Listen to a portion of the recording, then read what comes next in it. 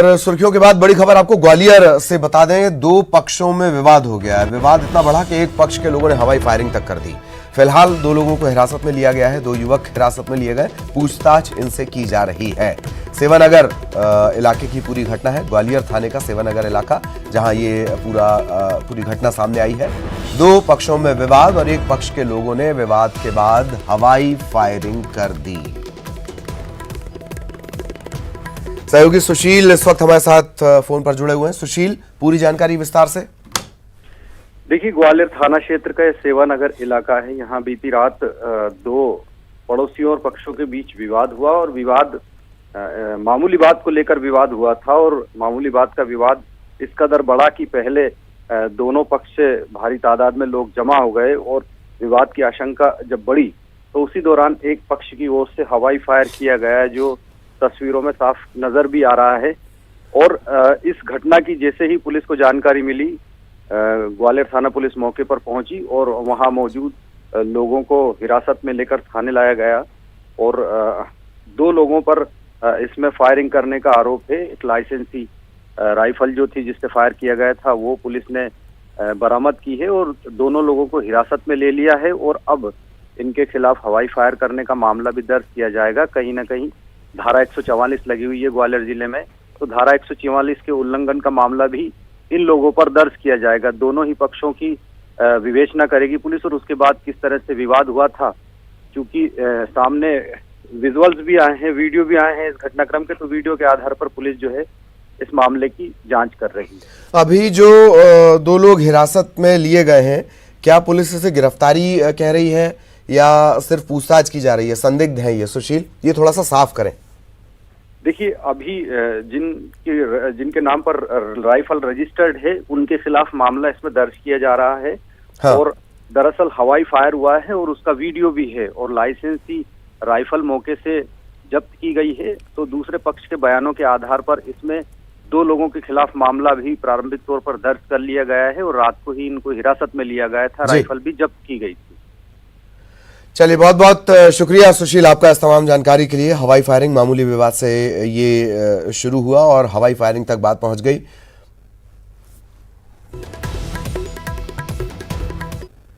और एक और बड़ी खबर, कमलनाथ कैबिनेट की आज होने जा रही है अहम बैठक।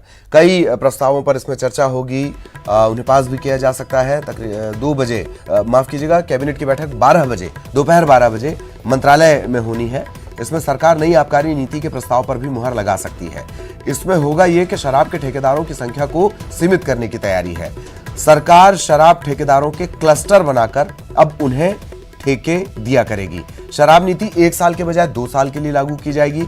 इसके अलावा दिल्ली में उद्योगपतियों से मुलाकात के बाद अब सरकार उद्योगों के लिए जरूरी मंजूरी तय समय में देने की तैयारी कर रही है। इसके लिए कैबिनेट में नई इंडस्ट्रियल पॉलिसी के प्रस्ताव को मंजूरी दी जा सकती है।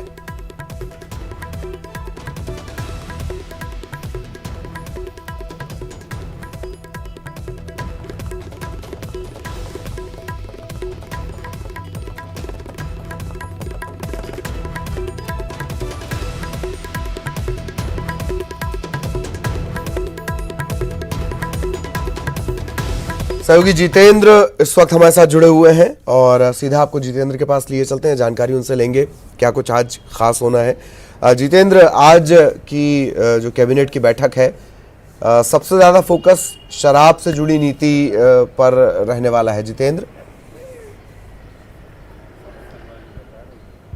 बिल्कुल ललित, 1 दर्जन ऐसे अहम प्रस्ताव हैं जिस पर आज चर्चा की जानी है, जिसमें सबसे अहम जो प्रस्ताव है वो शराब नीति को लेकर है और नई आबकारी नीति में कई ऐसे बदलाव किए गए हैं। अगर बात करें तो ऑनलाइन शराब के ठेकों को किए जाने की पूरी रणनीति बना ली गई है और इस बार जो क्लस्टर बनाए गए उन क्लस्टर में शराब ठेकेदारों को बांटा गया है और साथ ही 20 से 25% जो है ऑक्शन के जरिए नीलामी बढ़ाने की तैयारी की जा रही है, जिसमें काफ़ी ज़्यादा फायदा होने की उम्मीद बताई जा रही है। और अगर बात करें तो सिंगरौली में एयरपोर्ट बनाने को लेकर पूरी रणनीति तैयार कर ली गई है और साथ ही जबलपुर में मिष्ठान क्लस्टर बनाने को लेकर तैयारी जारी की गई है। होशंगाबाद के बाबई में इंडस्ट्रियल फार्म को डेवलप करने की तैयारी की जा रही है। तो कह सकते हैं कि जो आज कैबिनेट की बैठक है उसमें कई अहम प्रस्ताव किए जाने, इसके अलावा टूरिज्म और फिल्म इंडस्ट्री को बढ़ावा देने को लेकर भी कई अहम मुद्दों पर चर्चा की जाएगी और सीएम कमलनाथ यह 12 बजे मंत्रालय में कैबिनेट की चर्चा में शामिल होंगे। कल इस बात पर मंथन किया गया कि कमाई कैसे बढ़ाई जाए, वैकल्पिक और क्या विकल्प तलाशे जाएं कि कमाई भी बढ़े और किसी तरह का बवाल भी ना हो। क्या उसका एक असर, उसका एक इफेक्ट इस बैठक पर नजर आएगा? आज जो कैबिनेट की बैठक हो रही है, जितेंद्र।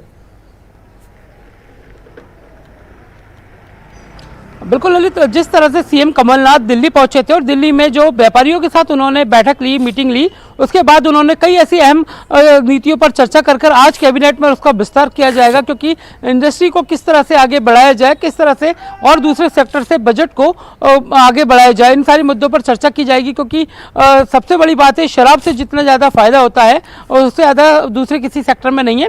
तो शराब नीति को लेकर सबसे ज़्यादा अहम चर्चा की जाएगी। अगर बात करें तो 320 नई उप दुकानें खोली जाएंगी, जिनमें 11 जो दुकानें रहेंगी भोपाल में रहेंगी।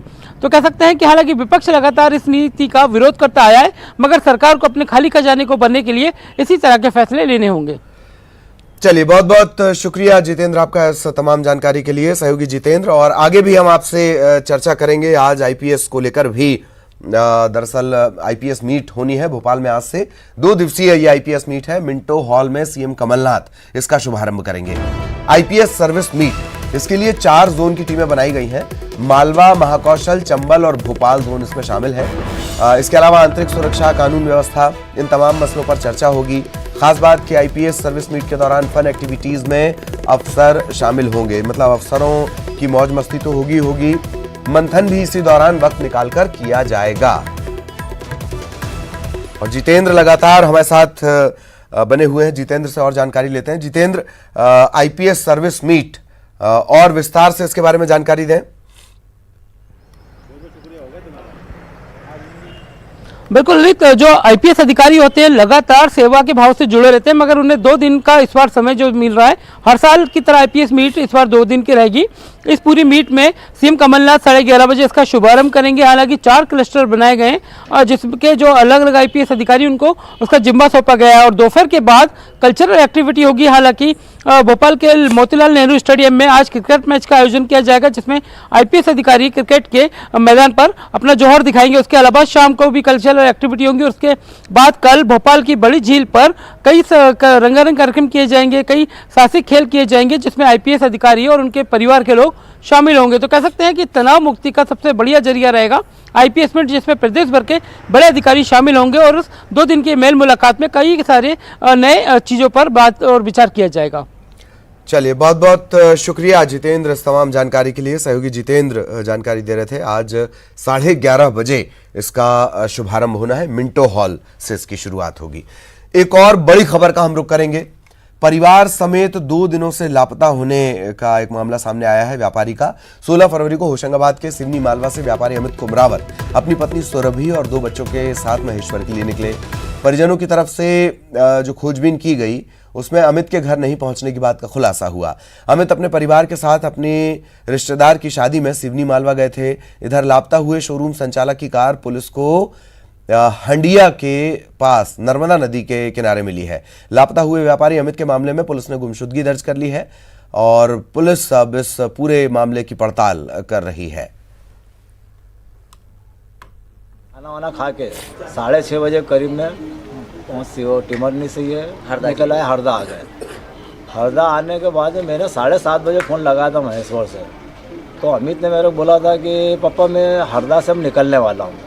तो मैंने कहा बेटा आराम से आना, रात का समय गाड़ी तेज़ मत चलाना। हो गया पापा बेफिक्र हो, मैं आराम से आ रहा हूँ। इतना कह के मोबाइल बंद हो गया। 11:30 बजे करीब में मनोज जी का फ़ोन आया, मतलब हमारे पावना जी का, क्यों ये लोग आ गए क्या पापा? मैंने कहा कोई भी नहीं आया अभी। ओके, फ़ोन नहीं आया, उठा रहे। मैंने कहा 10:30 बजे मैंने फ़ोन लगाया तो दोनों लाड़ी भी नहीं उठा रही और अमित भी नहीं फ़ोन उठा रहा।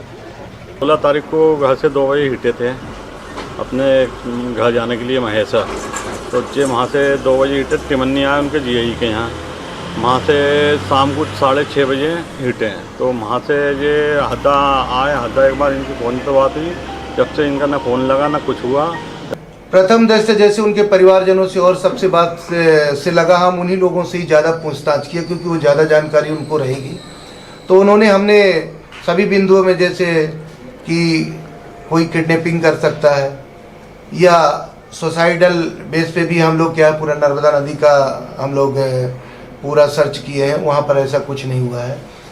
और लेकिन उनके घर वाले और परिजनों ने बताया कि थोड़ा बिजनेस धंधा में काफ़ी परेशान चल रहा है और उसकी गाड़ी की एजेंसी है, वो भी एजेंसी भी काफ़ी पुअर पोजीशन। सहयोगी प्रवीण इस वक्त हमारे साथ जुड़े हुए हैं। प्रवीण, बेहद पेचीदा मामला और बात तब और उलझ जाती है जब जो व्यापारी है उसकी गाड़ी नर्मदा के किनारे मिलती है। क्या कुछ अपडेट इस वक्त तक पुलिस के पास? जी ललित, मैं आपको इस पूरे मामले में जो है थोड़ा विस्तार से बताना चाहूंगा। ये जो पूरा मामला है खरगोन जिले के महेश्वर के रहने वाले व्यापारी अमित कुमरावत और उनके परिवार से जुड़ा हुआ ये मामला है। अमित कुमरावत यहाँ पर अपनी ससुराल में जो है साली की शादी, जो नैना उनकी साली थी, उसकी शादी में यहाँ पर 11 फरवरी को आए थे और 16 फरवरी को वो जो है सिवनी मालवा से महेश्वर के लिए रवाना हुए थे। लेकिन हरदा जिले से जब वो गुजरे तो हंडिया के किनारे ही उनके पिताजी से बात हुई थी। हंडिया जो उनकी लोकेशन मोबाइल की आई थी, वहां से उनकी बात हुई थी कि मैं महेश्वर आ रहा हूं, लेकिन वो महेश्वर नहीं पहुंचे। जब वो देर रात तक भी घर नहीं पहुंचे तो परिजनों ने उनकी खोजबीन शुरू की और जब वहां महेश्वर पुलिस को कंप्लेंट की तो मोबाइल लोकेशन के आधार पर जो उनकी आखिरी लोकेशन जो मिली थी, टावर लोकेशन, वो हंडिया मिली थी। जब परिजन यहाँ पर हरदा जिले के हंडिया पहुंचे तो उनकी जो कार है, स्विफ्ट कार जो है, मारुति स्विफ्ट कार, वो जो नर्मदा किनारे रिद्धनाथ घाट पर संदिग्ध अवस्था में मिली। पुलिस ने इस पूरे मामले में जो है बिल्कुल तहकीकात शुरू कर दी, क्योंकि मामला 3 जिलों से जुड़ा हुआ है, होशंगाबाद, हरदा और खरगोन जिले से। तो पुलिस इस मामले में कहीं ना कहीं एक बड़ा मामला पुलिस में लेके चल रही, क्योंकि 4 लोगों के लापता होने का ये मामला है, जिसमें 5 माह का एक बच्चा, 7 साल की बालिका और खुद व्यवसायी जो अमित कुमरावत है वो और उनकी पत्नी सुरभि शामिल है। पुलिस जो है देर रात तक यहाँ पर जो परिजन यहाँ पर पहुंचे थे और न्यूज 18 की जो उनके अमित के पिता हैं मोहनलाल जी, उनसे जो बात हुई थी तो उनका ये कहना है कि अमित का जो है किसी से किसी प्रकार का विवाद नहीं था और उनकी बात हुई थी। अमित ने जो उस बातचीत में कहा था कि वो जो है महेश्वर आ रहे हैं। अब बीच में ये कहाँ गए, इसकी तहकीकात पुलिस करे। जी ललित, एक और बात है प्रवीण जो थोड़ा सा खटक रही है। दरअसल घटनाक्रम इस तरीके के हुए हैं, इस वजह से इस अनहोनी पर भी ध्यान रखना होगा, और वो ये कि जो पुलिस अधिकारी है, विवेचना अधिकारी, वो ये कह रहे हैं कि उनका बिजनेस भी घाटे में चल रहा था, नुकसान में थे, तनाव की भी बात निकलकर सामने आई है। तो ये भी एक अनहोनी की तरफ इशारा करता है। ऐसा ना हो ये सभी चाहते हैं, पर क्या ये भी एक जांच का एंगल है प्रवीण?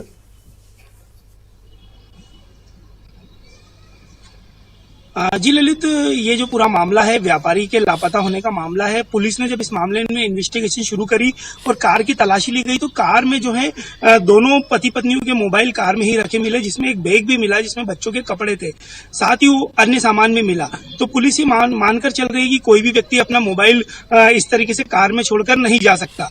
दूसरी बात, जहां तक कर्ज और लेन देन की बात है तो बिल्कुल ये बात आपका सही कहना है ललित की पुलिस इस बिंदु पर भी यहाँ पर जांच कर रही है, क्योंकि अमित की जो ट्रांजैक्शन है, बैंक ट्रांजैक्शन है और ये जिन लोगों से उनका लेन देन था, पुलिस ने उन सारे लोगों से भी बातचीत की, जिसमें इस बात का भी खुलासा हो रहा है कि अमित का जो व्यापार है वो काफी समय से जो है मंदा चल रहा था, जिसका असर उसके दिमाग पर पड़ रहा था और वो काफी समय से डिप्रेशन में था। और यहाँ पर अभी जो हमें ताजा अपडेट प्राप्त हुआ ये भी मिला है कि जो अमित की पत्नी थी वो पिछले 1 माह से जो है सिवनी मालवा जो उनका ससुराल है वहां रह रही थी और अमित यहाँ पर साली की शादी में आए थे और उनको अपने साथ लेकर जो है महेश्वर के लिए रवाना हो रहे थे। तो अभी जी प्रवीण, हमारे साथ खरगोन से सहयोगी आशुतोष भी जुड़े हैं, उनसे भी हम जरा एक अपडेट ले लेते हैं कि किस तरीके की स्थिति उनके घर पर है, क्या घर वालों का कहना है। आशुतोष, क्या कुछ अपडेट आपके पास खरगोन से? ये बेहद पेचीदा होता जा रहा है ये मामला। आशुतोष जी ललित, बिल्कुल आप सही बोल रहे हैं। जिस प्रकार से युवा व्यापारी थे और करही एक महेश्वर तहसील में एक ग्राम है, वहाँ पे एक शोरूम के संचालक थे, पत्नी और दोनों बच्चों के साथ गायब है, तो परिवारजनों में चिंता है। हमारी उनके जो छोटे भाई है उनसे बातचीत हुई, उन्होंने कहा पूरा परिवार परेशान है, खोजबीन की जा रही है। हंडिया जो हरदा जिले में आता है वहाँ प्रकरण दर्ज कराया गया है, वही पुलिस जांच कर रही है। हालांकि उन्होंने स्थानीय पुलिस से भी आग्रह किया है कि वो भी मदद करें और हमारी पुलिस अधिकारियों से चर्चा हुई है, उन लोगों ने भी इस बारे में संज्ञान को लिया है और जांच चल रही है। ललित, मैं बताना चाहूंगा यहाँ एक चर्चा ये भी है कि युवा जो व्यापारी था जिस प्रकार से वो शोरूम संचालित करते थे तो कुछ उन पर कर्जा वर्जा भी हुआ है। हालांकि परिजन ये कह रहे हैं कि जिस प्रकार से वो कार वहां पे हंडिया में नर्मदा के तट पे मिली है और वो गायब है, तो एक चिंता का विषय है जी। वाकई, और जिस तरीके का घटनाक्रम रहा, वीजी सिद्धार्थ आप सभी को याद होंगे, सीसीडी का पूरा ग्रुप जो इन्होंने एस्टेब्लिश किया था, उस बुलंद आदमी के हौसले भी टूट रहे हैं। यही वजह है कि अमित कहाँ गए या अनहोनी की चिंता क्यों होती है, ये तमाम तरह की आशंकाएं हैं, लेकिन वो मिल जाएं और सकुशल हों ये सभी चाहते हैं। बहुत बहुत शुक्रिया प्रवीण, आपका भी, आशुतोष आपका भी, लेकिन इस घटनाक्रम पर आप लोग नजर बनाए रखें। यहाँ एक ब्रेक के लिए रुक रहे हैं और ब्रेक के बाद एक और बड़ी खबर, वो है राम मंदिर से जुड़ी हुई। राम मंदिर ट्रस्ट की आज अहम बैठक होने वाली है, नई दिल्ली में बैठक होगी और मंदिर निर्माण की तारीख पर कोई फैसला हो सकता है। ट्रस्ट के सभी सदस्य दिल्ली पहुंच चुके हैं, रामनवमी को भूमि पूजन भी हो सकता है, इसी को लेकर ये मंथन आज यहाँ पर होना है। और ये पहली बैठक है। नृत्य गोपाल दास और भी जो तमाम लोग हैं, चंपत राय, माना यह जा रहा है कि नृत्य गोपाल दास, चंपत राय दोनों नए ट्रस्ट में मनोनीत किए जा सकते हैं, इस तरीके की खबर है। और क्या इस रामनवमी से भव्य राम मंदिर निर्माण का काम शुरू होगा? यह सवाल इसलिए क्योंकि सुप्रीम कोर्ट के आदेश के बाद ट्रस्ट का निर्माण हो चुका है। आज ट्रस्ट के सदस्यों की पहली अहम बैठक भी होने जा रही है। क्षेत्र की बैठक, पहली बैठक में मंदिर निर्माण पर बात। शुरू होगा भव्य राम मंदिर का निर्माण। रामनवमी से बनेगा भव्य राम मंदिर। राम मंदिर निर्माण के लिए पहली बैठक। जी हां, भव्य राम मंदिर बनाने के लिए गठित हुए ट्रस्ट की पहली बैठक होने जा रही है और सूत्रों की माने तो इस पहली बैठक में मंदिर निर्माण के अलावा जमीन के विस्तार को लेकर भी फैसला हो सकता है। ट्रस्ट बृहद राम कॉम्प्लेक्स बनाने पर भी विचार कर सकती है। ट्रस्ट मंदिर के लिए और जमीन लेने पर विचार कर सकती है ताकि मंदिर का कैंपस सरयू नदी तक पहुंच सके। बैठक में अयोध्या के मास्टर प्लान पर भी विचार किया जा सकता है। ऐसे में अहम सवाल है कि क्या इस बार के रामनवमी से बनेगा भव्य राम मंदिर? ये हम इसलिए कह रहे हैं क्योंकि इस बजट सत्र के दौरान इसी 5 फरवरी को पीएम मोदी ने संसद में इसे लेकर देश को भरोसा दिलाया था। भगवान श्री राम की जन्मस्थली पर भव्य और दिव्य श्री राम मंदिर के निर्माण होगा। इससे पहले 16 दिसंबर को झारखंड में एक चुनावी रैली के दौरान देश के गृह मंत्री अमित शाह ने भी अयोध्या में भव्य राम मंदिर के निर्माण का वादा किया था। मैं आपको कहना चाहता हूं, सुप्रीम कोर्ट का फैसला आ गया है। 4 माह के अंदर आसमान को छूता हुआ प्रभु श्री राम का मंदिर अयोध्या में बनने जा रहा है। इन दावे और भरोसे के बाद से ही राम मंदिर के निर्माण को लेकर कयास तेज हो गए हैं। ट्रस्ट सूत्रों के मुताबिक राम मंदिर के लिए भूमि पूजन 25 मार्च से 8 अप्रैल के बीच किया जा सकता है। हालांकि ये भी कहा जा रहा है कि भूमि पूजन के बाद निर्माण कार्य शुरू होने में थोड़ा वक्त लग सकता है, क्योंकि अभी मंदिर के मॉडल पर होना है फैसला। फिलहाल जो मॉडल है वो छोटा है। ऐसे में ट्रस्ट चाहता है कि मंदिर विशाल भी बने, लेकिन मॉडल में भी कोई बदलाव न किया जाए। रामलला विराजमान पर होना है फैसला। राम मंदिर निर्माण शुरू करने से पहले रामलला विराजमान को विस्थापित कर कहां रखा जाए, इस पहलू पर भी फैसला लेना अभी बाकी है। आपको बता दें कि श्री राम जन्मभूमि तीर्थ क्षेत्र ट्रस्ट की पहली बैठक बुधवार को शाम 5 बजे होगी, जिसमें ट्रस्ट को सौंपी गई जमीन और उससे संबंधित कानूनी प्रक्रिया पूरी करने के लिए निर्णय लिया जाएगा। बैठक में और 2 लोगों को ट्रस्ट में शामिल किए जाने के कानूनी पक्ष पर विचार होगा। Bureau report, news 18 network. Bhopal से बड़ी खबर, स्मार्ट सिटी में क्या करोड़ों का घोटाला हुआ। पूर्व मेयर आलोक शर्मा ने जांच की मांग की। पूर्व इसलिए कि कल ही उनका कार्यकाल खत्म हुआ। पूर्व मेयर आलोक शर्मा ने जांच की मांग की। अपने ही कार्यकाल में के कामकाज की जांच की मांग उन्होंने की है। करोड़ों के घोटाले के आरोप उन्होंने लगाए हैं और कुछ एक आरोप उनकी ही सरकार पर जाते हुए भी कभी कभी नजर आते हैं। अब वो कह रहे हैं कि स्मार्ट सिटी में करोड़ों का घोटाला हुआ है।